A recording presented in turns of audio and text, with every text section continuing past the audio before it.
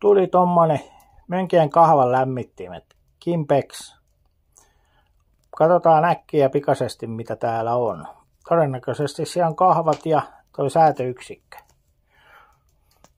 Mä tätä jo kerkisin aukaseen, mutta ei anneta se häiritä. Eli tässä on tämän säätöyksikkö. Sitten johtosarja, eli plussa ja miinus. Siinä on varmaan tuossa sulake, toi musta.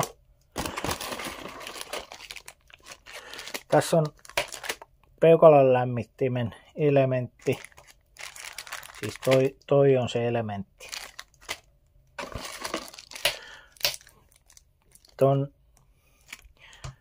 Ton yksikön kiinnittimen noi välikumi vai miskä se sanotaan. Yksi kahva, toinen kahva. Sitten toi lämpötilan säätimen kiinnike, eli se tulee mun käsityksen mukaan vaan tuolla 3M tarralla tohon ja tää tulee yhdellä ruuvilla tankoon. Sitten käyttöohje. Ranskankielinen. On täällä englanniksi. Eli jossain vaiheessa tehdään asennusvideokin, mutta tässä oli nyt tällä lyhkäisesti unboxattu.